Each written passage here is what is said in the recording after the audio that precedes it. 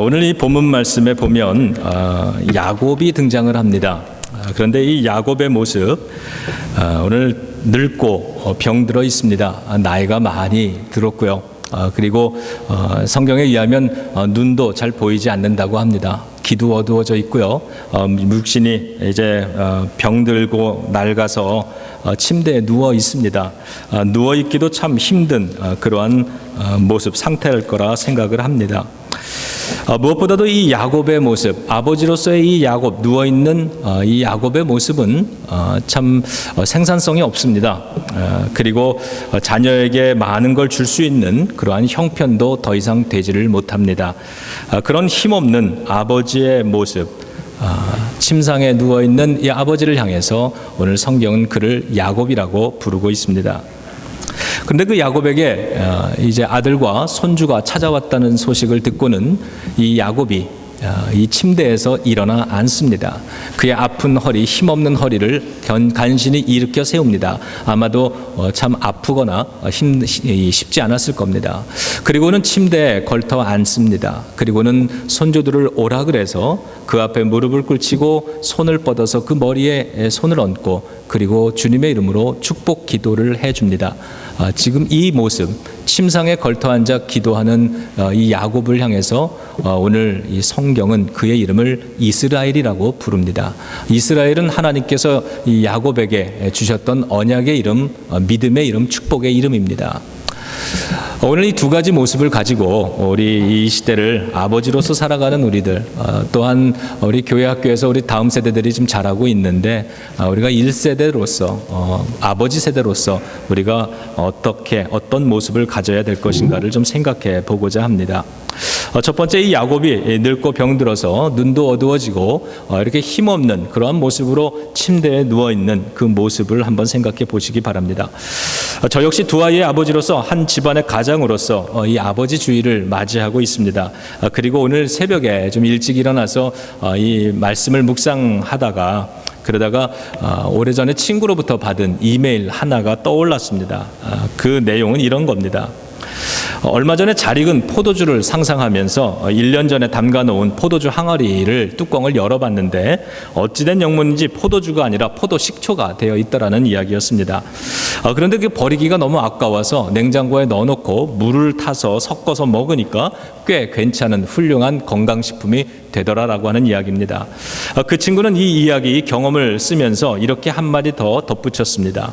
이 식초를 보니까 이 식초가 마치 처음의 생각이나 처음의 기대처럼 되어 있지 않은 지금의 자기의 모습 같다, 자기의 인생 같다, 이런 이야기를 썼습니다.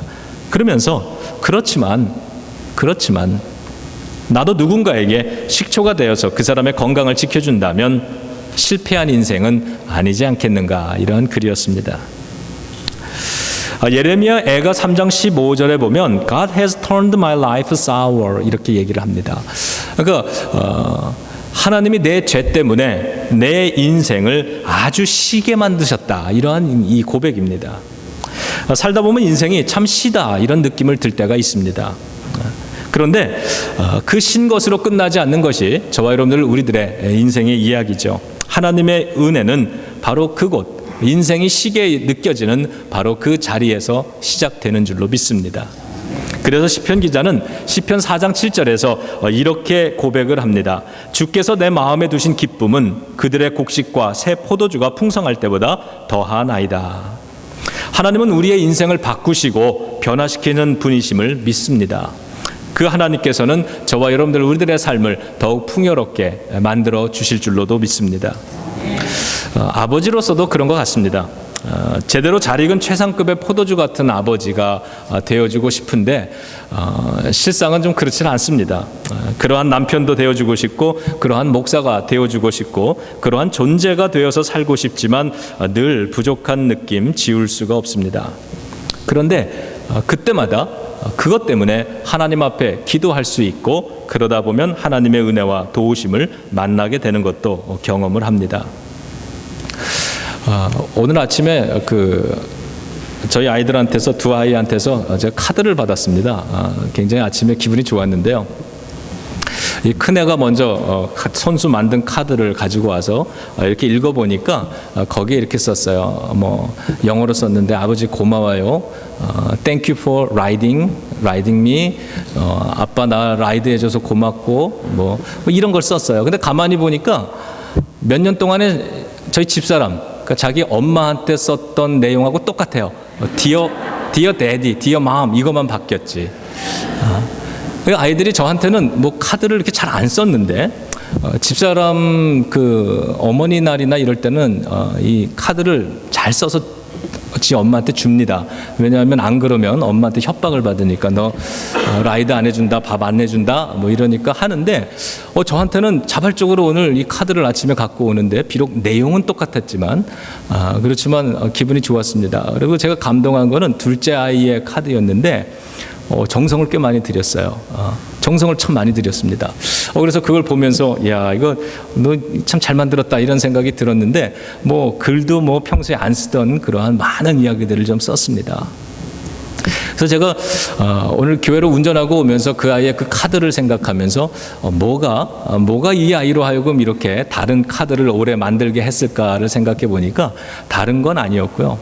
제가 아이들한테 큰애한테는 사실 그렇게 잘 못해줬는데 요즘 들어가지고 작은 아이한테 이제 제가 점점 바빠지고 그러니까 그냥 하루에 한 10분 정도만 의도적으로 좀 시간을 만들어서 같이 놀아줍니다. 뭐 별거 하고 노는 게 아니라 요즘 뭐 아이들 이렇게 뭐 손가락 갖고 이렇게 치면서 2개, 3개 만들고 이렇게 뭐 이겼다 뭐 이런 게임이 있는데 그런 거 같이 놀아줘요. 많이도 못 놀아줍니다. 한 10분 정도. 그 아이가 많이 컸는데도 불구하고 요즘도 가끔씩 잠자리에 들기 전에 그 bedtime 스토리 해달라고 그렇게 얘기를 합니다. 뭐 집에 있는 동화책 다 읽어줬고요 그동안. 그리고 내가 알고 있는 성경 이야기 다 해줬고요. 뭐 이제 성경 이야기 하면은 이거 뭐 자기가 나한테 이제 들려줄 정도니까. 그래서 요즘은 이제 창작을 합니다.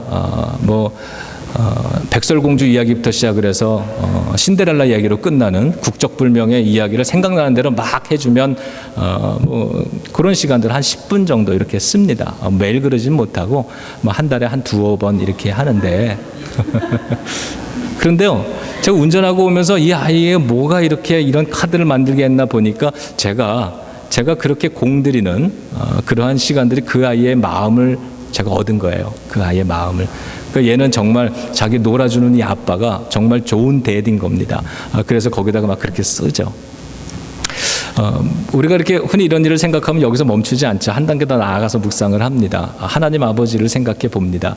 그렇겠구나. 내가 이 아이의 마음을 얻기 위해서 내가 시간을 이렇게 투자하는 것처럼 내가 우리가 하나님의 마음을 얻어야 되는데 이 하나님의 마음을 얻는 것도 그냥 달라 그래서 얻어지는 게 아니지 않습니까?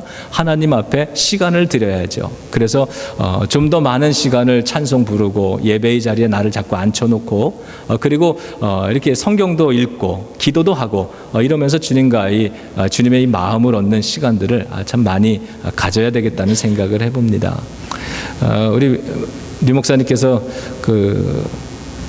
우리 지훈이 아까 그 찬양 때 막 이렇게 흔들면서 찬양했다는 이야기 해주셨는데 우리 지훈이 이제 다음 주 월요일부터 내일부터 치료를 받습니다. 키모테라피를 받는데 아마 잘 받을 겁니다. 하나님이 도와주시니까. 우리 지훈이가 아주 씩씩해서요. 이런 거 뭐 잘 견딥니다. 오히려 아빠 엄마를 지금 염려하지 말라고 막 저 아이가 위로해 주는데 우리 엄마 아빠가요 새벽기도 매일 나와서 여기 무릎 꿇고 기도하십니다. 정말 하나님께서 그 무릎의 기도에 기적을 주실 줄로 믿습니다. 여러분 어제 토요일 날도 참 많은 분들이 나와서 기도했는데 아마 많은 분들이 지훈이를 위해서 기도하고 그 가정을 위해서 기도하기 위해서 토요일에 나왔다고 생각을 합니다. 여러분들 다시 한번 이 자리를 빌어서 감사를 드리고 이러한 일들이 우리 아버지의 무릎을 꿇게 만들고 이 교회에 나와서 엎드려서 간절히 주님 앞에 기도하게 하는 이 사랑 때문에 그렇게 하게 하는데 그것이 우리들의 마음을 감동하는 것처럼 하나님의 마음도 감동시킬 줄로 믿습니다. 좋은 아버지가 누굴까? 열심히 성공을 해가지고 화려한 성공담을 들려주는 아버지가 좋은 아버지일 거라 생각을 합니다. 그런데 훌륭한 아버지는 자녀들에게 실패담을 들려줄 수 있는 아버지가 조금 더 훌륭한 아버지가 아니겠는가 생각합니다. 그리고 존경받는 아버지는 실패를 극복한 신앙의 이야기를 들려줄 수 있는 아버지는 정말 존경받는 아버지일 거라 생각을 합니다. 우리는 믿음의 아버지들이기 때문에 인생을 살다가 아주 쓴 경험들을 가지고도 자녀들에게 포도식초 같은 건강한 간증과 가르침과 교훈을 줄 수 있을 것 같습니다. 자, 오늘은 아버지 주일. 그동안 내가 우리 교회에 와서 아버지 주일날 어떤 설교를 했는가 궁금해서요. 제가 어젯밤에 그동안의 설교 원고를 다 끄집어내서 한번 쭉 읽어봤습니다. 어떤 것들은 그때 하나님께서 이러한 영감을 주셨구나, 이렇게 내 스스로도 참 은혜 받는 그런 것도 있었지만 참 용감하게 이런 얘기를 어떻게 했을까 부끄러워지는 그런 내용들도 있었습니다. 그래서 제가 오늘은 이 설교 원고들을 그동안에 했던 설교들을 좀 한번 정리를 좀 해봤습니다. 그래서 오늘 그 설교를 함께 나누고자 합니다. 여러분, 우리 중에 어느 누구도 아버지를 선택해서 태어난 사람은 없습니다. 그래서 아버지는 운명 같은 존재들입니다. 좋은 아버지를 만난 사람도 있을 것이고 그렇지 못한 사람도 있으실 것입니다.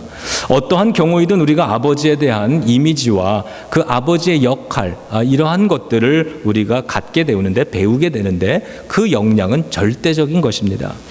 좋은 아버지를 만나서 좋은 아버지상을 가질 수 있다고 하는 것 참 다행스러운 일이지만, 반대로 아버지가 술주정이 좀 심했거나 도박꾼이었거나 툭하면 매질에 욕을 했거나 가출을 일삼는 그런 남봉꾼을 아버지로 둔 사람은 많은 상처와 왜곡된 아버지상을 갖게 됩니다.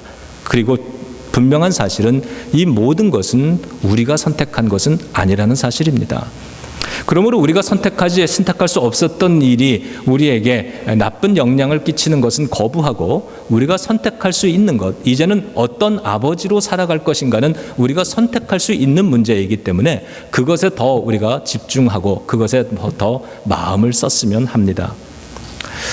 좋은 아버지를 만나서 좋은 이 아버지의 모델을, 이 역할을 배운 사람들은 그가 성장을 해서 아버지가 됐을 때 좋은 역할을 감당하는 아버지가 될 확률이 굉장히 높다고 합니다. 이 엄한 시어머니 밑에서 엄한 며느리가 나온다는 말이 있는데, 왜 그러냐 하면 본인이 며느리가 이제는 그 자녀를 시집장가 보내가지고 시어머니가 되면, 그래서 같이 지내다가 어떠한 상황에 딱 마주치면은 보고 배운 것이 시어머니의 모습이기 때문에 의도하지 않게, 그러고 싶지 않지만 시어머니가 보여줬던 그 답습됐던 모습이 그대로 나오기 때문이라는 거죠. 그래서 오늘 우리들이 어떠한 아버지로서 이 땅을 살아갈 것인가는 우리 다음 세대들에게 축복이 될 수도 있고 그렇지 않은 모습이 될 수도 있는 것입니다. 그리고 그 모습은 오늘 이 성경 앞에서 우리가 선택할 수 있는 것이죠. 지금 함께 예배드리는 우리들 가운데에도 아버지에 대한 경험은 상당히 다양할 거라 생각합니다. 너무 엄격한 아버지 밑에서 자랐기 때문에 아버지를 극복해야 되는 사람이 있습니다. 어른이 되어서 살면서도 그 아버지의 영향으로부터 극복하기 위해서 굉장히 애쓰는 사람들을 많이 봅니다. 반대로 아버지가 모든 걸 대신해서 처리해주는 그 아버지가 있었던 사람은 그 아버지로부터 정신적으로 독립해야 하는 사람이고요. 어릴 적에 아버지가 안 계셔서 아버지의 부재로 인해서 아버지의 역할에 대해 제대로 배우지 못한 사람도 있을 겁니다. 어린 시절 아버지에 대한 상처를 극복하고 오늘 내가 좀 더 좋은 아버지가 되어보려고 애쓰고 노력하는 사람들도 있을 것입니다. 그렇다면 오늘 성경이 우리들에게 보여주는 아버지들의 모습은 어떠한 것일까? 많은 경우에 이 구약 성경에서 보여지고 있는 많은 아버지들의 모습 경우에는 자녀와의 관계에서 역기능을 가진 아버지들이 참 많이 나온다는 겁니다. 그것 때문에 왜곡된 인격 형성으로 고통당하는, 상처 때문에 어려움을 당하는 자녀들의 이야기도 역시 많이 나옵니다. 롯이라고 하는 이 중년 남자는 항상 신앙보다는 모든 인생의 방향을 선택할 때 있어서 세상적인 물질 중심으로 선택을 하던 사람입니다. 그리고 인생의 어떤 즐거움, 쾌락, 성공 이런 것을 추구하며 살던 사람입니다. 그가 인생의 이 중요한 이 방향을 결정해야 될 때, 이사를 결정해야 될 때 그의 눈에는 참 보기에 좋아 보이는 소돔과 고모라 성을 선택을 하는 것을 보면 그가 어떠한 기준을 가지고 인생을 살아왔는가를 알 수 있습니다. 그런데 중년이 되어서 가족들을 불러 모아놓고 중요한 시기에 중요한 신앙적인 이야기, 결단을 말해보지만 그러나 사위들조차도 그 말을 농담으로 여겼다고 성경이 기록을 합니다. 존경받던 제사장 엘리는 두 아들의 교육에 있어서는 실패했습니다. 그 성경은 그 두 아들을 불량자라고 말을 합니다. 온갖 부도덕한 생활을 하는 이 두 아들을 어느 날 이 엘리 제사장 아버지가 불러놓고 이렇게 얘기를 합니다. 하나님을 두려워해라 이렇게 말하는 것이 아니라 너희의 소문이 안 좋다, 사람들 보기에 부끄러우니 조심해라 이렇게 가르칩니다. 사울 왕은 아들 요나단을 향해서 창을 던진 아버지라고 그렇게 기록을 합니다. 자기의 감정을 추스리지 못하고 창을 던집니다. 폭력을 행사한 아버지였죠. 노아는 훌륭한 믿음의 인생을 살았던 사람인데 나이가 들어 노년에는 그만 이 술에 취해서 추태를 부리고 맙니다. 그래서 그 술 먹고 추태를 부리는 그 아버지의 모습을 늘 지켜보다가 그것이 참 보기 안 좋고 지쳤던 아들 하나가 어느 날 그 아버지의 벌거벗은 몸을 보고 비웃습니다. 그래서 그 비웃은 아들을 저주하게 됩니다. 이것이 술 취한 아버지 노아의 모습이기도 했습니다. 아브라함은 노년에 100살이 되어가지고 아들을 얻었습니다. 그렇게 원하던 아들이었지만 정작 100세의 나이에 아들을 얻고 보니 어떻게 키워야 할지를 잘 몰랐습니다. 서툴렀습니다. 실수가 참 많았습니다. 자신의 믿음과 가족 사이에서 고민하다가 결국 자신의 믿음 때문에 아들을 희생시키는 그런 아버지가 됩니다. 자식을 번제물로 바치려고 했던 그 아버지로 인해서 이삭은 깊은 상처를 가지고 살아가게 됩니다. 오늘 이 이삭이 커서는 아들을 편애합니다. 2명의 아들이 있었는데 큰아들 에서를 깊이 편애합니다. 그리고 그 앞에서 둘째 아들 야곱은 인생의 외로움과 상처를 갖게 됩니다. 오늘 야곱의 이야기를 좀 나눠보고 있는 거죠. 그래서 이 둘째 아들 야곱은 아버지의 사랑과 아버지의 인정받는 것의 결핍 때문에 모성애에 깊이 의존하게 되고 결국 부성애의 결핍이 어른이 되어서 2명의 아내를 거느리는 결과를 가져옵니다. 아버지의 인정과 칭찬을 받지 못하고 자란 야곱이기 때문에 결국은 전형적인 일 중독자가 되는데 어른이 되어서도 남을 속이면서까지 성공하려고 그래서 인정받으려고 굉장히 애를 씁니다. 그 모습이 성경은 좋게 보인다고 그렇게 기록하진 않습니다. 왜 그렇습니까? 내가 오늘 여기서 열심히 해서 어쨌든 성공해서 인정받아야 그래야 내가 또다시 어릴 때처럼 아버지로부터 소외당하지 않을 거라고 하는 그 불안감이 마음에 있는 겁니다. 그뿐이 아니라 자식을 편애했던 자신의 형만 좋아했던 그 아버지의 역량 때문에 이 야곱이 아버지가 되었을 때 12명의 아들들 중에서 11번째 아들 요셉을 특별히 편애하게 됩니다. 아버지의 편애 때문에 상처받았는데 자신도 아버지가 되니까 자식을 하나 편애하기 시작한다는 겁니다. 이것이 바로 연약한 아버지들의 모습입니다. 지금 침상에 누워있는 이 야곱, 그는 늙었습니다. 그는 병들었습니다. 그는 무기력합니다. 아무런 생산성도 이제는 자녀들에게 더 좋은 것을 줄 수 없는 그러한 연약한 존재로 지금 침대에 누워 있는 것입니다. 이것이 우리가 만나는 첫 번째 아버지의 모습, 우리들이 때때로 느끼는 우리 자신의 모습과 같은 것입니다. 자, 여기까지가 이 아버지들의 모습이 신포도 식초 같은 모습이었다면 하나님을 향한 그들이 가지고 살던 이 그들의 믿음은 그 아버지들 자신들의 모습을 포도주와 같은 모습으로 바꾸기 시작합니다. 그것이 하나님께서 우리 안에 믿음을 통해서 만들어 가시는 일인 것이죠. 두 번째 야곱의 모습은 그 침대에서 일어나 앉는 겁니다. 그리고는 아들을 불러놓고 손주들을 세워놓고 머리 위에 손을 얹고 그들을 축복하는 그러한 영적인 아버지, 이스라엘이라고 하는 이름으로 불려지는 그 모습으로 서는 그런 아버지의 모습입니다. 아브라함은 비록 아버지로서의 역할을 잘 못하는 부분도 있었지만 그는 믿음의 훌륭한 조상이었습니다. 훌륭한 믿음의 사람이었습니다. 그래서 믿음의 아버지로서의 인생을 살아가는 올바른 방법과 존경받는 신앙인, 존경받는 지도자로서 살아가는 것이 어떤 것인가를 자녀들 앞에서 보여주고 죽었습니다. 이삭은 비록 그가 자신의 자녀들을 편애했지만, 그래서 자녀들로 하여금 이 가정이 깨어지고 헤어져서 살 수밖에 없게 만들었지만, 그러나 그는 마지막에는 자녀들, 형제들을 화해시키려고 애쓰는 아버지의 모습을 보여주고, 야곱은 자녀를 축복하고 신앙인으로서의 이 자부심을 보여주게 됩니다. 요셉은 뜻하지 않게 이민 생활을 해야 했지만 가족과 부모를 용서하는 모습을 자기의 두 아들들에게 보여주고 죽게 됩니다. 아브라함, 이삭, 야곱, 요셉, 이들의 공통점은 모두 자신들의 아버지들로부터 나름대로 부정적인 경험을 가지고 자라났고, 자신들 역시 그렇게 온전하지 못한, 미숙한, 때로는 실수도 하는 그런 아버지의 모습으로 서 있었다는 공통점이 있지만, 또 하나의 공통점이 있는데 그것은 그 부정적인 경험들을 극복하고 신앙으로 이겨낸 사람들이라고 하는 것입니다. 오늘 야곱은 침대에 누워있다가 다시 일어납니다.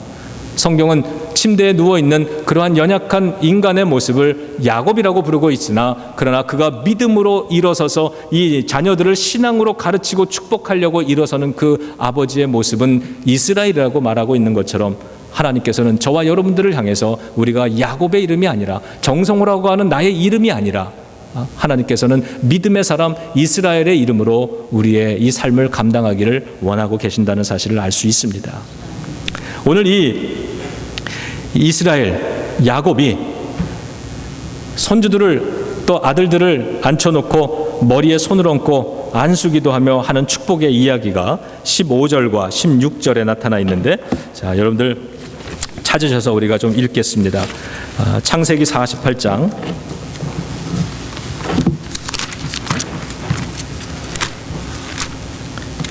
자, 15절입니다. 자, 함께 읽습니다. 시작. 그가 요셉을 위하여 축복하여 이르되, 내 조부 아브라함과 아버지 이삭이 섬기던 하나님, 나의 출생으로부터 지금까지 나를 기르신 하나님.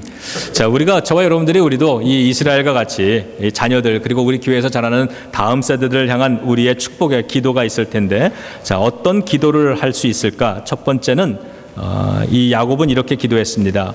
내 할아버지가 믿던 하나님, 그리고 내 아버지가 믿던 하나님, 그리고 지금까지 나를 기르시고 보호해 주신 나의 하나님, 이렇게 얘기를 합니다. 만일에 그의 할아버지 누굽니까? 아브라함이죠. 그 할아버지의 하나님, 아버지의 하나님, 그 아버지의 신앙 여기서 멈추었다면, 그렇다면 그는 지금 자녀들의 머리에 손을 얹고 기도하는 축복권을 그는 충분히 가지지 못했을 겁니다. 그런데 그는 할아버지의 하나님, 아버지의 하나님, 그리고 나의 일생을 동행해 주신 나의 하나님이라고 하는 자기의 고백을 가지고서 자녀들의 머리에 손을 얹고 있는 것입니다. 두 번째로는, 자, 16절 읽습니다. 시작.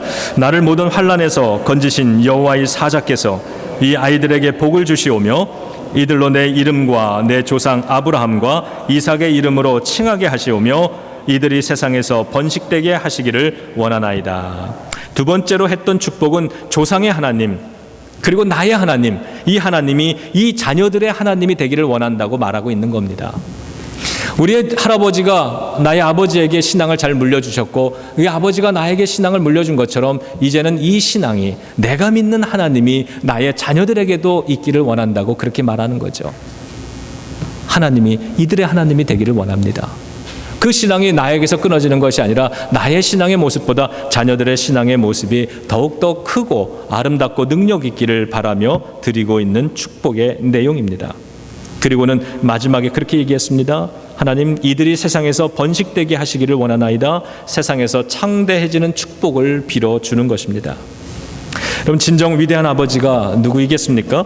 늙고 병들은 야곱처럼 생산성도 없고 힘도 다 잃어버렸고 자녀에게 많은 것을 제공해주고 있지는 못하지만, 그래서 참 안타깝고 미안한 마음이 없을 수 없지만, 그러나 그것에서 끝나는 것이 아니라 그럼에도 불구하고 영적인 권위를 지켜내고 자손들을 축복하기 위해서 기꺼이 침상을 털고 일어나서 그 머리 위에 손을 얹는 영적인 권위를 가지고 있는 아버지.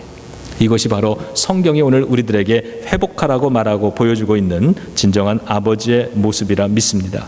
그런 아버지들이 되어가도록 하나님께서 저와 여러분을 축복해 주시기를 예수님의 이름으로 축원합니다. 기도하겠습니다. 아버지 하나님,